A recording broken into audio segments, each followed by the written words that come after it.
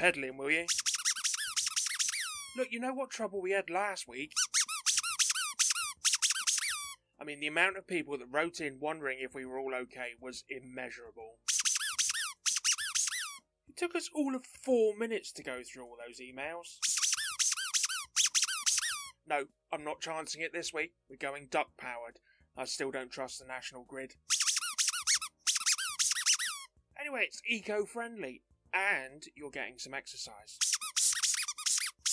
Cheeky sod. I was peddling whilst you were watching your telebox programmes last week, so don't start that. Okay, we'll get on with the news. Suppose I'd better go and press the button this week then. Language!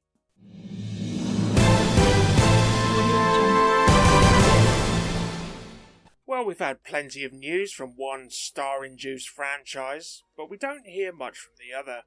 And I don't mean Stargate. That's right, Gale Force 9 has just announced a new miniatures board game of 2-player tactical combat set in the Star Trek universe. Star Trek away missions will be available this July and have you pitting away teams from 4 different factions against each other to secure victory. Taking the lead is going to be the core set for Star Trek away missions, which sees the Federation going up against the Borg in a next-generation clash. The Battle of Wolf 359 has a Federation Army away team led by William T. Riker and consists of Worf, Shelby and Data, going up against Picard as Locutus and the drones of the Borg. Games of Star Trek away missions are played out in quick 90-minute bouts between 2 players as you see to complete missions and take down your enemies. Taking a cue from the likes of Warhammer Underworlds, each away team comes with stat cards and such that you need to play the game entirely playable right out of the box.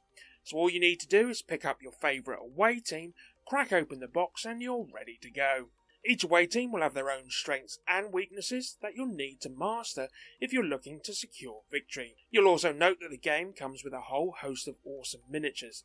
The miniatures for away team are around 40 to 45mm in scale, with a slight cartoon twist. They should be a lot of fun to paint.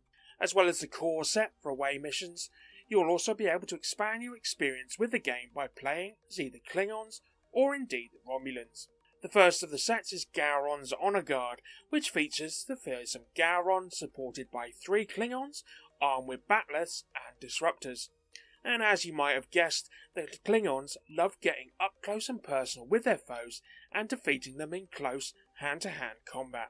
If you prefer to be a little bit sneakier, then how about allying yourself with the treacherous Romulans? Sealer's infiltrators involve a lot of stealth and plots to make the most of the Romulan away team biding their time, waiting for a key moment to make that critical strike. All of these sets are also going to be released in July, giving you 4 different away teams to try out. I'm certainly excited to give it a go. I could see this game being a lot of casual fun for Star Trek fans, whilst also being something that fans of tight, tactical gameplay will pore over for hours. Well, Fantasy Flight seem to be doing what they do best and offering up a latest mishmash of mechanics and its IPs as it announces the new Marvel-themed co-op board game Marvel Dagger, and it looks like it's going to play a lot like Eldritch Horror. Marvel Dagger sees players teaming up as iconic superheroes from throughout Marvel comic book history, travelling across the world to carry out missions, defeat enemies and stop the villains' schemes, before eventually facing off against them in a final showdown. Featuring 20 different heroes from the Marvel comic book universe, including Peter Parker and Miles Morales, Spider-Man, Iron Man, the Hulk, Black Panther, Captain Marvel and Daredevil. Similarly to the horror board game Eldritch Horror, Marvel Dagger requires players to pass various skill checks by rolling dice in order to complete 3 core missions. The similarities don't just stop at skill checks though, as both tabletop titles centre around players facing off against a primary antagonist threatening the world. See players spending tokens to perform rerolls, enable players to choose between a selection of playable characters with varying abilities and stats, and features combat encounters with enemies of different difficulty levels. Setting Marvel Dagger apart from Eldritch Horror are its combo abilities, which enable players to perform unique moves on enemies whenever they hold an empowered token, or the targeted enemy has a primed token. Doing this also sees the group advancing up a team-up track, which provides the entire group with a shared resource that they can use to access some of their character's strongest abilities. As players work to complete the 3 main missions, the current game's villain will be moving across the board, spreading chaos and destruction. Though there will be multiple villains to choose from, the only currently revealed one is Loki, God of Mischief, who is able to create illusionary foes and steals empowered tokens from the heroes. The game's current villains will be either easier or harder to defeat in the final confrontation, depending on how well players perform in their missions. Marvel Dagger is set to be released on June 30th at a suggested retail price of £72. If you've not played godly strategy game Santorini, you've certainly seen it at some point. Those big white buildings topped off with those bright blue roofs. Well, it's back with a fancy new edition and a brand new co-op expansion heading for Kickstarter next month. Based on a game created decades ago by Gordon Hamilton before being released in a plain 2004 edition, Santorini is effectively an abstract board game, like drafts or chess in Greek god clothing. A great introduction as a gateway game for newcomers, but buildings can be capped by placing a dome on the 3rd level. The base game included both basic and advanced gods, with 2017 expansion Golden Fleece introducing new gods, hero characters and a Golden Fleece figure, which grants a god power to whichever player touches it. Upcoming board game Santorini Pantheon Edition, adding a new 3D island frame to the game's distinctive island board, newly remastered buildings with increased detail and a vac tray storage system in the box. Alongside the fancy contents will be revised rules and brand new gods, including some of the characters previously released as promo packs for the game. A teaser trailer showed off familiar names including Iris, the Hydra, Jason, Nyx, Odysseus, Persephone, Ares, Morpheus and Moray. The Pantheon Edition will be accompanied by a brand new cooperative expansion in Riddle of the Sphinx. Designers Paul Saxberg and James Van Niekerk's co-op mode can be played with up to 4 people or solo, spanning a number of unique scenarios set across the Greek Isles, detailed in a dedicated adventure book. The Kickstarter campaign for Santorini Pantheon Edition, and indeed Riddle of the Sphinx, will launch on April the 11th.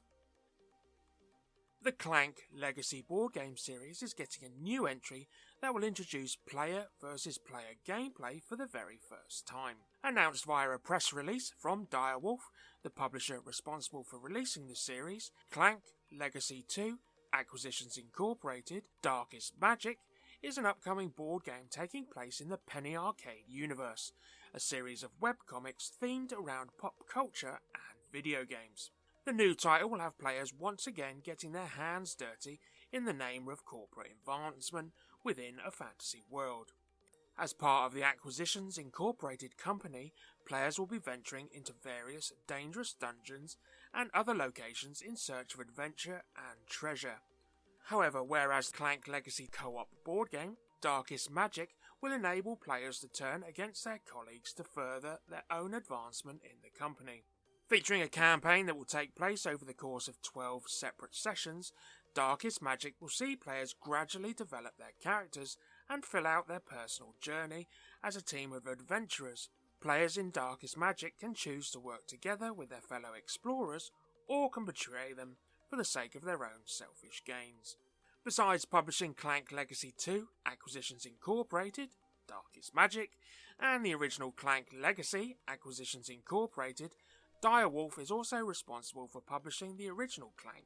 A Kickstarter campaign for Clank Legacy 2, Acquisitions Incorporated, Darkest Magic is set to launch on May 2nd. Plaid Hat teased a new game back at Gen Con, noting it would be a spiritual successor to its acclaimed pirate board game adventure Forgotten Waters. Well, it's been officially revealed as Freelancers, a GM-less fantasy RPG in a box with a beautiful art style. Designed by Forgotten Waters co-creators J. Arthur Ellis and Mr. Bistro alongside new co-designer Donald Schultz. Freelancers is a spiritual successor to Forgotten Waters' app-powered co-op adventure, the latest in the Crossroads series that also includes Dead of Winter, rather than a direct sequel. The new game moves away from the previous game's pirate swashbuckling to a fantasy world akin to RPGs like Dungeons & Dragons. Like Forgotten Waters, the game uses a physical book as its board, with players flicking between its pages as they move between the 24 locations in the world. When visiting a location, you'll be able to engage with various actions and events to gather resources and trigger story events. Helping move boxes, visiting a junk shop, grabbing drinks or picking pockets in the hub marketplace, or indeed scouting, translating graffiti and exploring strange shadows in the dark corridors. The artwork from illustrators Alison Carl and Skullboy soaks the world in a glorious sunset palette of purples, oranges and yellows, with a delightful roster of characters including cat people, dog people, fish people, bugs on stilts, and someone wielding an enormous fork. Players' characters will be created from a combination of species and job, represented by two separate halves of a character sheet. For example, a Stiltkin plus Ranger that come together to track their progress, skills, equipped weapons and armour, and stats. Over the course of the game, players can unlock various titles for both lawful and chaotic behaviour in pursuit of glory. These characters will be joined by followers such as Gopher Go-Getter and Harpy, who will aid them with unique abilities and effects.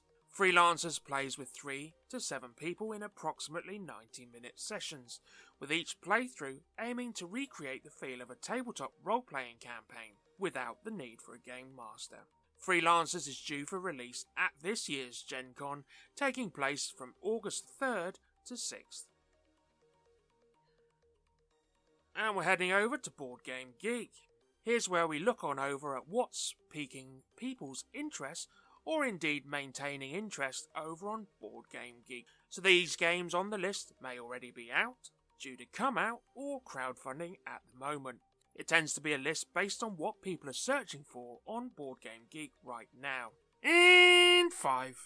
Launched back in 2017, Reiner Knizia's game King's Road makes true on its promise of gaining power and influence as it makes an unexpected jump back into the top 5 this week. In 4. Still maintaining its frosty grip amongst the top spots, Frosthaven's campaign still has players frozen in its sights. In 3. Doing the rounds over on GameFound is Chip Theory Games' latest title set in the Elder Scrolls universe, Betrayal of the Second Era, lands in at number 3. In 2.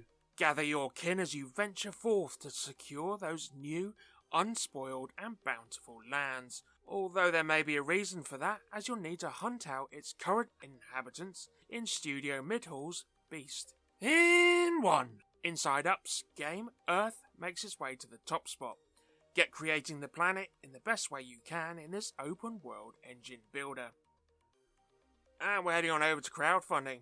And in honour of our friends' stop, drop and roll game, Earth Rising, fulfilling over the last couple of weeks or so, we've tracked down a Kickstarter that certainly won't be breaking the bank and makes use of objects at home in a print and play recycling fest. Publishers Fam Fun have their game Space Tactics PNP for your perusal over on Kickstarter as we speak, and the tactics themselves hints at what you may need to play the game. That's right, tactical space battles with tic-tac boxes. We kid you not. Strategize and blast your way through the galaxy in tic-tac sweet boxes. Space Tactics is a tactical turn-based game. With strategy, a little poker face and some luck, players must outsmart their enemy and navigate their one and only starship carrying the proton bomb into the opponent's base. Players can also score a win by seeking out and destroying the opponent's proton bomb. Flying your 4 configurable starships, consisting of 1 with a deadly proton bomb payload and 3 decoys, so you can break through the enemy line and drop the proton bomb on the opponent's base while defending your own.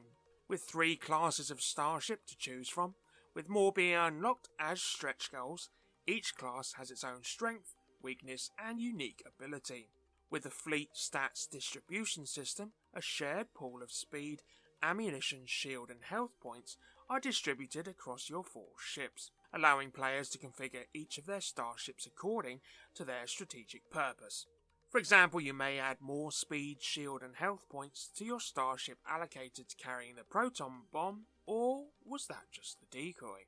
Ship traits consist of ammunition, the number of attack the starship can make in the entire game. No worries if your starship runs out of ammunition though, because prepare ramming speed. Shield defends a ship from a roll equal to or lower than the ship's shield point value, and indeed some health. Players also have access to 4 space mines, which add extra strategy to the tussle. The designers wanted to develop an easy to configure tactical print and play game with high replay value. And space tactics game mechanics and innovative use of tic-tac sweet boxes provide players of all ages a fun, intuitive environment to test and try different strategies. But don't worry if you can't get hold of tic-tac boxes, as included is both a special unboxed version as well as a printer toner friendly version too. Literally, the only things you need once the project is complete is 8 tic-tac sweet boxes, the small 14-gram ones, 1 clear plastic A4 folder, 1 D6 and 1 thin whiteboard marker. That's it. Pledges, well, there is only 1 pledge level and that gets you everything. That's right, a go all in for just £2 or $3. Yep, recycling, gaming, all for less than a coffee. And you'll have nice breath too. Well, if you go for the minty ones, obviously.